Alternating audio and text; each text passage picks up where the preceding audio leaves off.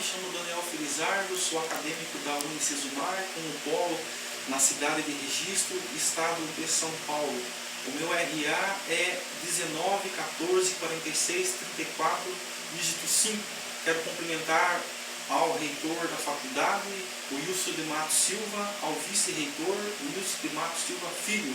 Cumprimento também a todos os professores e quero deixar um forte abraço a todos os acadêmicos da Unicesumar.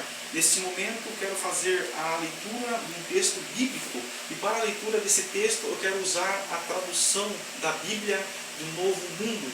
A leitura que eu quero fazer está registrado no Evangelho de Jesus Cristo, segundo escreveu o apóstolo Lucas, no capítulo 7, versículo 11 ao versículo 16. Aqueles que puderem abrir a Bíblia para estar acompanhando comigo essa leitura, por gentileza, Lucas capítulo 7, versículo 11 ao versículo de número 16. Assim está escrito: logo depois disso, ele viajou para uma cidade chamada Naim, e seus discípulos e uma grande multidão viajavam com ele. No momento em que aproximava do portão da cidade, um morto estava sendo carregado para fora, o filho único de sua mãe. Além disso, ela era viúva. Uma multidão considerável da cidade também a acompanhava. Quando o Senhor a viu, teve pena dela e lhe disse: pare de chorar. Depois se aproximou e tocou no esquife, e os carregadores ficaram parados. Então ele disse: jovem, eu lhe digo, levante-se. E o morto sentou-se e começou a falar. E Jesus o entregou à sua mãe.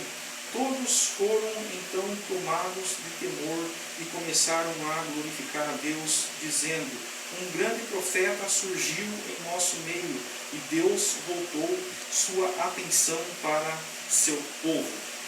Muito bem, aqui tenho acabado de fazer a leitura desse texto sagrado, um texto muito conhecido, clássico e muito pregado.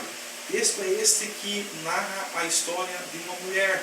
Esta mulher, ela era viúva e ela era habitante da cidade de Naim. A palavra Naim, ela significa deleite, a palavra Naim significa beleza.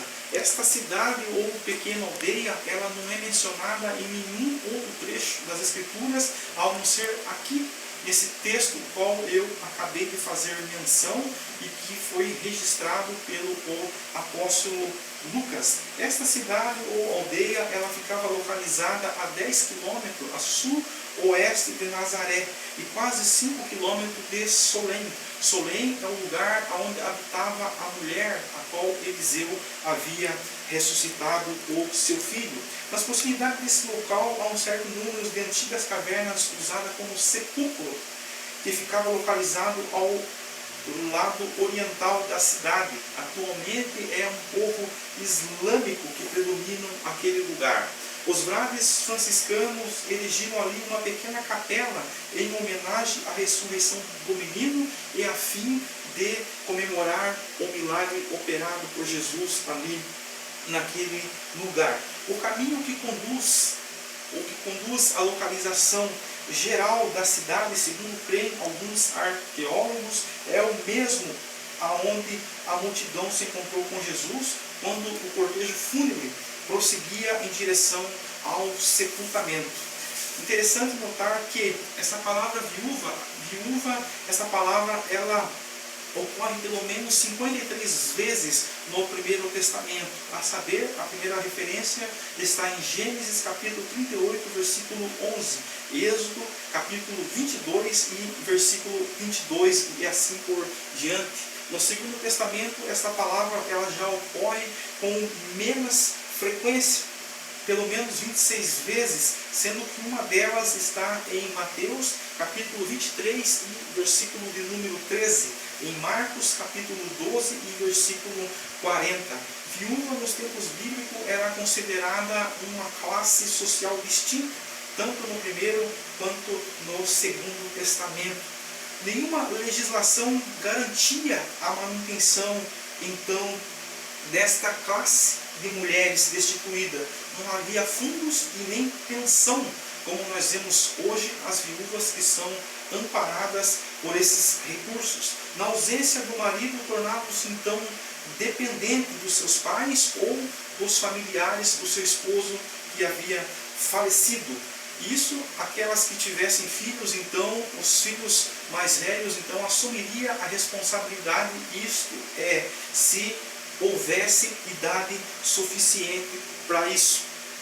Havia algumas leis que a protegiam contra as opressões e contra as fraudes, segundo está no livro de Salmos, de número 94, versículo 6, Ezequiel 22 e versículo 7. Mas tais leis, elas ficavam simplesmente no papel, não eram cumpridas essas leis cabalmente. Então, assim, elas eram facilmente defraudadas, como eram então os estrangeiros nos tempos bíblicos. De fato, todas as leis preparadas para favorecer as viúvas, elas não eram muito respeitadas, conforme está escrito no livro de Jó, no capítulo 24 e no versículo 21, que relata as autoridades que não faziam nada de bom e não se importavam até mesmo com essa classe de mulheres destituída. Então, haviam aqueles que cometiam violência contra as viúvas, roubando elas e até mesmo cometendo assassinato para conseguir o que elas tinham de dinheiro e até mesmo para sacar as suas propriedades, conforme está no livro de Salmos 94 e versículo de número 6. E tal abuso não ficou por aí, tal abuso continuou no Segundo Testamento, o qual nós vemos que é denunciado por Jesus, conforme está escrito no Evangelho de Mateus, capítulo 23 e versículo 14, onde Jesus ali lança em rosto a situação, aquelas pessoas que invadiam a casa das viúvas para devorarem e para sacarem tudo aquilo que as viúvas tinham, para devorar aquilo que as viúvas tinham. O interessante notar é que a Bíblia não nos traz maiores detalhes com relação ao marido desta mulher, se ele era um profeta ou pelo menos um dos discípulos dos profetas. A Bíblia também não nos dá detalhes com relação com que tipo de enfermidade que aquele moço havia sido cometido, o qual ocasionou a morte, o qual levou ao falecimento desse rapaz. A Bíblia não nos traz esse detalhe. O que a Bíblia nos revela é que o estado que essa mulher agora está vivendo talvez seja o pior momento da sua vida. Ela está indo a caminho do cemitério para ir ali então enterrar os seus sonhos, enterrar o que ela tinha de melhor. A cultura judaica preza muito pela genealogia. Então, esta mulher agora indo sepultar o seu filho, ela estava indo enterrar então toda a sua história, porque não haveria mais ninguém que iria então dar continuidade nas suas genealogias, e iria dar continuidade então na sua história. Visto que pela lei de Moisés cadáveres eram considerados impuros cerimonialmente, quem tocasse em cadáveres, então essa pessoa eram proibidas então de adorar em lugares públicos. Eles são proibidos de adorar em lugares públicos. Então os cemitérios na cidade judaica, eles eram construídos então para fora das cidades, para que fosse evitado então esse tipo de contaminação. E geralmente o sepultamento era feito no mesmo dia em que a pessoa havia morrido, para que fosse evitado a rápida decomposição devido ao clima muito quente da região. Naim tinha uma única entrada, segundo a arqueologia, e esta entrada ela era conduzida por uma planície muito íngreme. Agora Jesus com seus aprendizes entram pelas portas dessa aldeia para ali então mudar a história desta mulher. O que é interessante notar aqui que Jesus ele está sendo acompanhado por uma grande multidão, assim como a mulher também saindo para fora das portas da cidade, uma grande multidão também a acompanha. O que eu quero destacar aqui nesse versículo é que Jesus está sendo acompanhado por uma multidão e pelos seus discípulos. A palavra discípulos significa aprendizes. Então nós vemos aqui que os discípulos de Jesus estavam aos pés dele aprendendo. Eles não haviam ainda até então sido revestidos com a autoridade apostólica. Agora Jesus e seus aprendizes entram pela porta daquela aldeia para mudar a história daquela mulher. Jesus, nesta missão, ele para aquele cortejo e ele é movido de íntima compaixão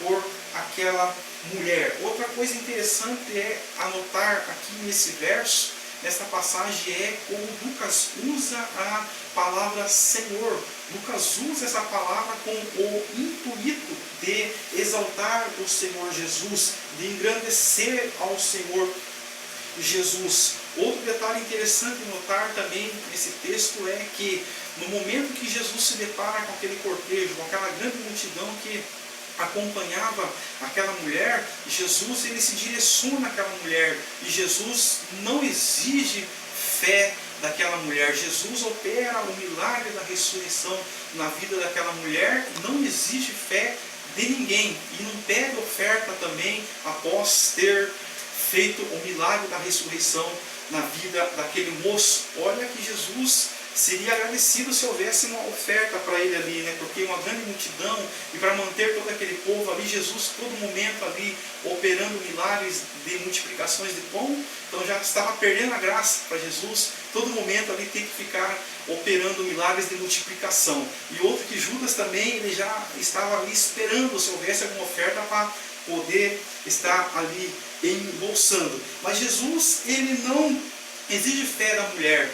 Jesus, ele não exige fé de ninguém ali daquela multidão, diferente de outros milagres que Jesus havia operado, que em outras ocasiões Jesus ele exige fé da pessoa para que o milagre pudesse acontecer ou ser então concretizado. Outro detalhe interessante notar é que Jesus, não exigindo fé, Jesus então ele revela uma das suas maiores características, que é a sua compaixão. Jesus, ao se deparar com aquela mulher naquele estado, naquela situação, indo ao caminho do cemitério para sepultar o seu sonho, para ir sepultar a sua história, Jesus ele é comovido por uma compaixão, ele é comovido de misericórdia por esta mulher. Então Jesus, ele está indo em direção a esta mulher para fazer o milagre da ressurreição. E como Jesus identifica esta mulher? Jesus a identifica pelo seu pranto, pelo seu desespero? Talvez não, porque havia muitas carpideiras que acompanhavam aquele cortejo, carpideiras profissionais que juntamente com aquela mulher estavam ali lamentando aquele cortejo. Como Jesus identifica esta mulher? Eu penso que Jesus a identifica pelas suas vestes, porque as viúvas dos tempos bíblicos, elas usavam então vestes especiais. Então eu penso que Jesus a identifica esta mulher pelas suas vestes, conforme está em Gênesis 38 e versículo 14, sobre as vestes especiais que as viúvas usavam. Então Jesus agora ele toca no esquife, e desta maneira Jesus ele está exposto então à contaminação. Jesus está exposto então à impureza de um dia, conforme está em Números, no capítulo 19, versículo 21 e versículo 22. Jesus, então, ao tocar no defunto, ele agora, então, está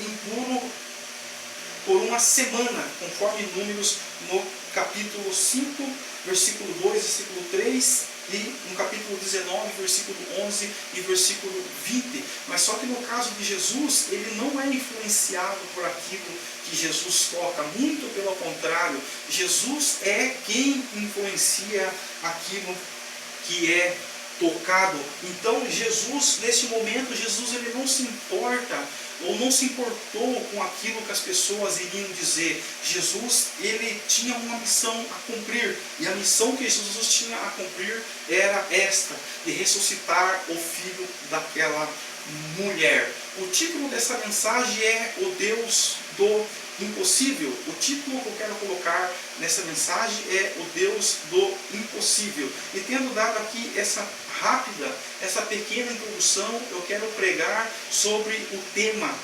Jesus é Deus de milagre. O título dessa mensagem é o Deus do impossível, e eu quero pregar sobre o tema Jesus é Deus de milagres. Eu quero destacar pelo menos 3 pontos aqui nesse texto, o qual eu fiz a leitura, 3 pontos muito interessantes. Primeiro, não há distância que impeça Jesus de operar os seus milagres. Segundo, Jesus é Deus de misericórdia, versículo 13. Terceiro, os milagres que Jesus opera é para a glória de Deus, conforme o versículo de número 16. Primeiro, não há distância que impeça Jesus de operar o milagre. Podemos observar que no versículo 11, Jesus ele se aproxima da cidade de Naim. Então isso nos leva a entender que Jesus ele estava de viagem, ele veio de outra cidade ou de outra aldeia em direção a Naim. Nós vemos que a Bíblia nos esclarece que Jesus ele estava na aldeia de Cafarnaum, ali onde Jesus opera um grande milagre na vida de um servo, de um oficial em Cafarnaum. Jesus então agora ele se direciona até Naim. Jesus com os seus discípulos e uma grande multidão, então percorre pelo menos 50 quilômetros até chegar à aldeia de Naim, só por amor à vida. Então não há distância que impeça Jesus de operar os seus milagres. Não interessa onde você está, o que você fez, o que você tem feito. Eu quero dizer para você que Jesus ele há de operar o milagre na sua vida. Talvez você pense que Jesus ele está longe de você, mas neste momento eu quero te dizer que Jesus ele está pertinho de você para te consolar, para te fortalecer, para te colocar de pé e para fazer um milagre na sua vida, porque Jesus é Deus de milagre. Não há distância que impeça o agir de Deus. Segundo, Jesus é Deus de misericórdia. Jesus, quando se deparou ali com o estado daquela mulher completamente abalada, desestruturada, psicologicamente, aquela mulher já não havia mais esperança para ela. Jesus então olha para aquela mulher e é comovido por uma grande compaixão. Jesus revela uma das suas maiores características, que é a sua compaixão. Jesus, ao ver aquela mulher naquele estado, Jesus tem compaixão daquela mulher. Jesus tem compaixão dela. Jesus, eu quero dizer para você que Ele tem compaixão da sua vida. Jesus, Ele tem compaixão do seu povo. Jesus, Ele tem misericórdia de nós e Ele está prontinho para nos ajudar. Ele está pronto para nos dar vitória, porque Jesus, Ele é um Deus de misericórdia. Jesus, Ele teve misericórdia dessa mulher, operou o milagre da ressurreição e mudou a história desta mulher. Essa mulher, já a esperança dela já havia totalmente acabado, mas Jesus chegou na vida dela, trouxe vida, trouxe esperança, trouxe alegria e mudou completamente a história dessa mulher. É isso que Jesus quer fazer nos dias de hoje. É isso que Jesus quer fazer na sua vida. É isso que Jesus quer fazer nas nossas vidas. Terceiro, os milagres que Jesus opera é para a glória de Deus. Conforme o versículo de número 16, Jesus ressuscita o filho daquela mulher e entrega seu filho vivo e são aquela mulher. Então a Bíblia nos revela no versículo 16 que veio um grande temor sobre aquela multidão. Aquela multidão ficou completamente cheias de temores de Deus e começaram a glorificar o nome do Senhor. Então os milagres que Jesus tem operado na sua vida, os milagres que Jesus opera não é para orgulho humano. Os milagres que Jesus opera não é para méritos humanos. Os milagres que Jesus tem operado não é para engrandecer o ser humano, para engrandecer o homem. Os milagres que Jesus opera é para glorificar o nome do Senhor. O milagre que Jesus opera é para a glória de Deus. O milagre que Jesus quer operar na sua vida é para que você possa depois glorificar o nome do Senhor Jesus, porque Jesus é Deus de milagres. Para concluir aqui esta palavra, eu quero dizer para você que nós servimos um Deus de amor, Nós servimos um Deus de milagres. Nós servimos um Deus que se preocupa com o seu povo, que se preocupa com você, que se preocupa com nós, e Ele está sempre de braços abertos para nos receber.